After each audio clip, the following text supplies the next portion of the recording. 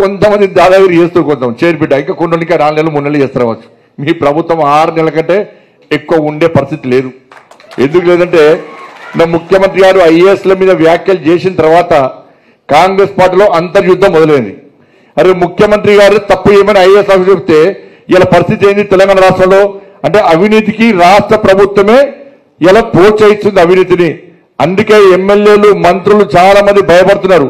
మాకు ఒక్క పైసా వస్తలేదా, ఎవరు దమ్ముకున్నా పైన 5 ఉన్నారు, పైన కాంగ్రెస్ పార్టీలో పైన టాప్ 5. ఇక వాళ్ళ దోపిడికి దోసుకోవడానికి హద్దు అదుపు లేకుండా పోతుంది వాళ్ళందరూ కూడా. వాళ్ళ బిల్స్ అన్ని పేమెంట్స్ అయిపోయినాయి అన్న, వాళ్ళ కాంట్రాక్ట్స్ బిల్స్ అన్ని వితౌట్ కమిషన్ పేమెంట్స్ అయిపోయినాయి. ఇక చిన్న చిన్న కాంట్రాక్టర్లకు 15% కమిషన్ ఇస్తే అవి కూడా పేమెంట్స్ అయిపోతున్నాయి సగం. కానీ ఇలా ఉద్యోగుల డిఏలు ఏమంటే మాత్రం పైసలు ఇవ్వమంటున్నారు. ఉద్యోగ ఉపాధ్యాయుల పిఆర్సీ గురించి మాట్లాడదామంటే పైసలు ఇవ్వమంటున్నారు.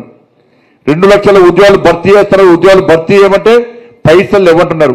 అరే రిటైర్మెంట్ అనేటికి ఆ పెన్షన్ వాళ్ళ పైసలు బెనిఫిట్స్ ఇవ్వమంటే కూడా పైసలు ఇవ్వమంటున్నారు. ఇలా వేల మంది రిటైర్మెంట్ అయ్యి ఇలా బెనిఫిట్స్ రాకుండా చెప్పులు అరిగే విధంగా తిరుగుతున్నారు.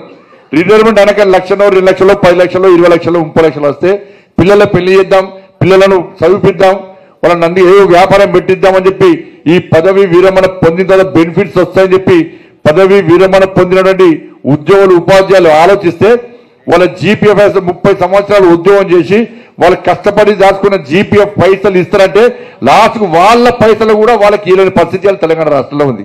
కానీ కాంట్రాక్ట్లో 15% కమిషన్స్ మాత్రం పిలుస్తారు.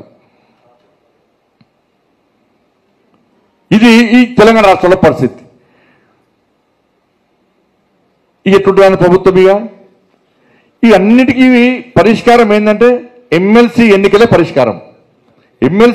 పరిష్కారం.